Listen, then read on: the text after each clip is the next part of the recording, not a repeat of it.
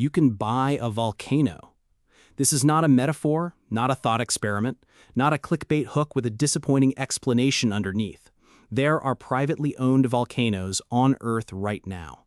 There are active volcanoes with private owners.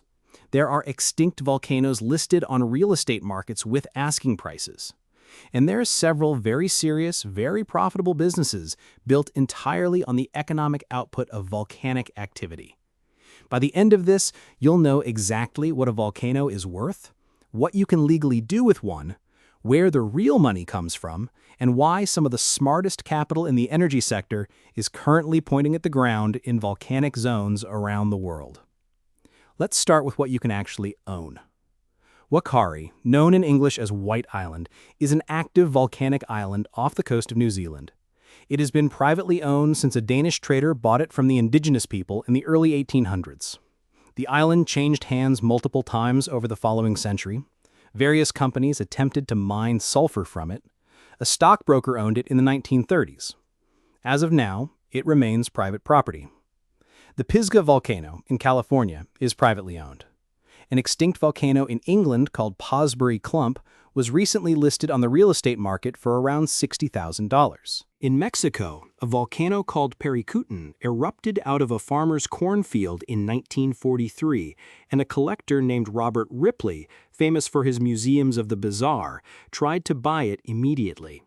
Mexican law blocked the transaction, but the attempt was entirely serious. The legal situation varies by country and by the activity level of the volcano. Most governments retain ownership of highly active volcanoes or nationalize their mineral rights. But surrounding land, geothermal rights, agricultural plots, and in some cases the volcanic structure itself, these can be privately held in a surprising number of jurisdictions. Now the part that matters economically.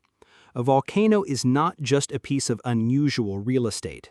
It is, depending on its type and location, potentially 5 different businesses simultaneously. Business Model 1. Energy.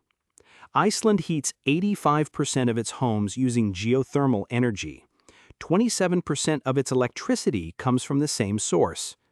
The country sits on the mid-Atlantic ridge, where tectonic plates separate and volcanic heat rises close to the surface. The economics of this are extraordinary. A geothermal well drilled into a high-temperature volcanic zone costs between $1 and $5 million. Once drilled, it produces heat and steam continuously, for decades. The fuel is free, the source doesn't deplete. The operating cost after drilling is a fraction of any fossil fuel equivalent. The levelized cost of electricity from geothermal and volcanic hotspots runs at 3 to 6 cents per kilowatt hour. That is among the cheapest electricity production on Earth. Cheaper than coal in most markets, competitive with the cheapest solar, and available 24 hours a day regardless of weather. HS Orka is the largest privately owned geothermal power producer in Iceland. It generates 275 megawatts of electric energy and 175 megawatts of thermal energy from a single volcanic area. Around that one production site, 10 separate companies have built businesses, from aquaculture farms using geothermally heated water, to biotech operations, to cosmetics production, to carbon capture facilities. One volcanic resource zone.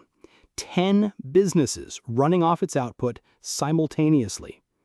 The most famous of those businesses is the Blue Lagoon, the geothermal spa that charges tourists hundreds of dollars to swim in water that is technically the cooling effluent from an electricity plant. Iceland took industrial wastewater from power generation and turned it into one of the most visited tourist attractions in Europe. The entry price for a standard visit is currently over €50. Premium packages run to several hundred. This is business model 2, tourism.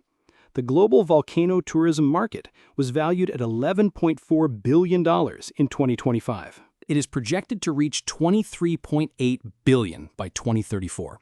That is an 8.5% annual growth rate in a segment that barely existed as an organized industry 30 years ago. Mount Etna in Sicily draws millions of visitors per year to hike its craters, explore lava tubes, and consume the wines grown in its volcanic soil.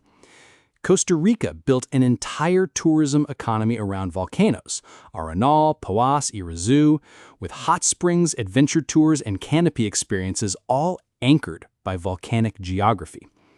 Iceland's volcanic landscapes are the primary reason the country receives roughly twice as many tourists as it has residents every single year.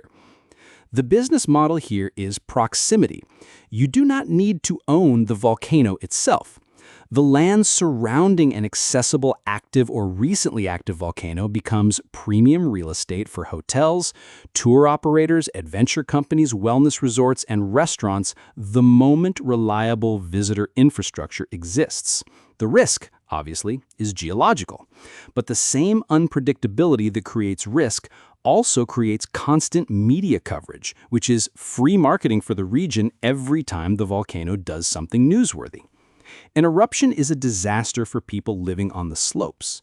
It is a significant tourism driver for operators positioned at safe distance. Business Model 3. Agriculture. This is the least obvious and arguably the most durable.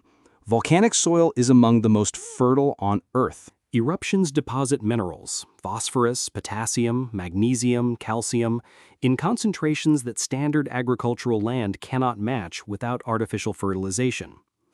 The resulting soil is porous, excellent at draining excess water, and rich in the trace minerals that create complexity in food and wine. Mount Etna has a designated wine appellation covering 23,000 hectares.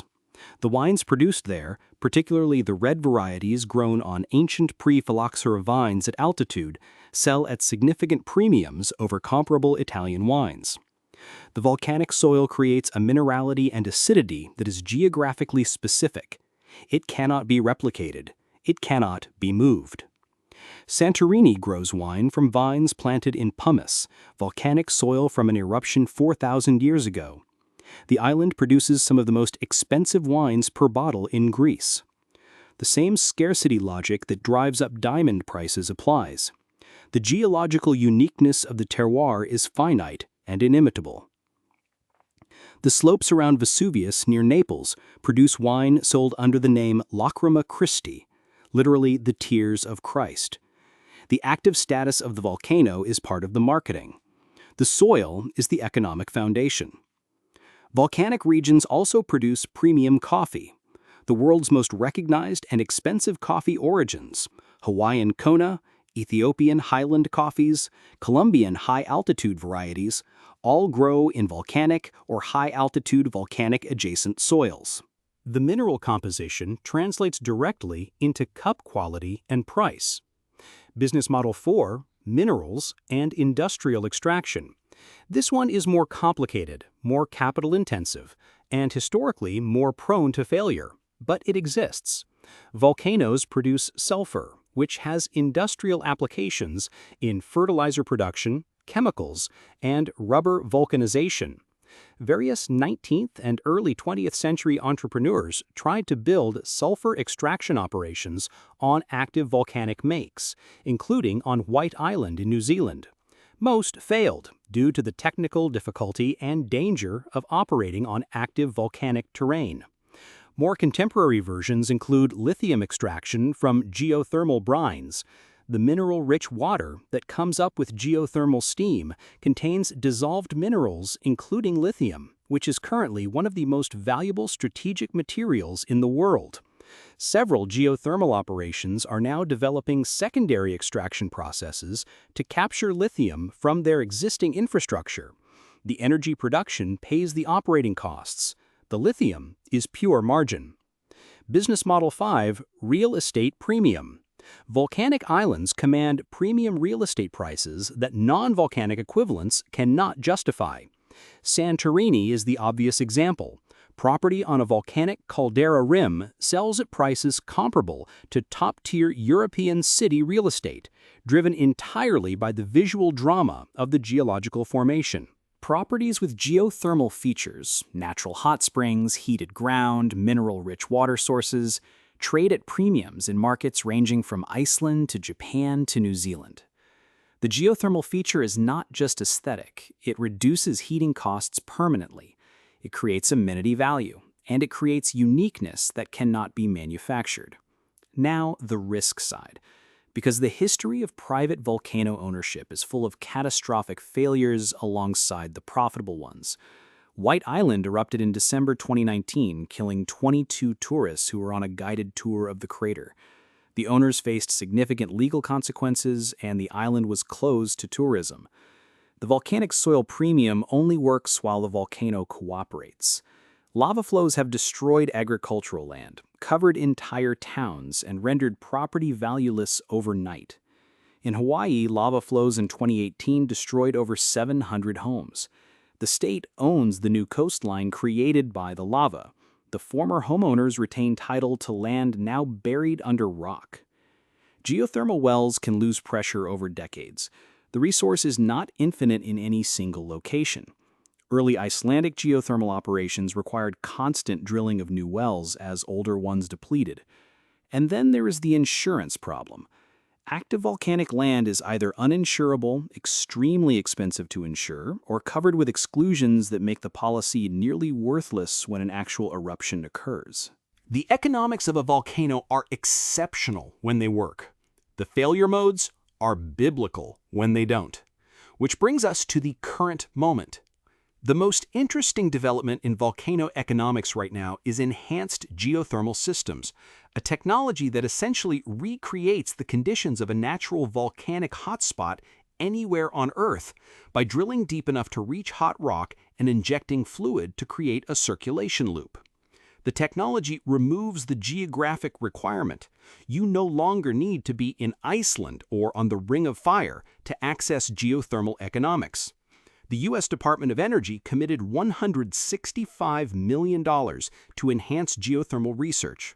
Major oil companies, including Chevron and BP, have invested in geothermal startups developing this technology. The volcano business model, drilling for heat, generating energy at low operating cost, building secondary industries on the thermal output, is moving from a geographic lottery to an engineered option. The volcano doesn't have to come to you anymore. You drill until you find the equivalent, which means the economics of owning a volcano, the energy, the agriculture premium, the tourism draw, the industrial byproduct capture, are becoming accessible to anyone willing to drill deep enough. The title of this video asks a question. The answer is yes, you can own a volcano. The more interesting question is what you do with it once you do.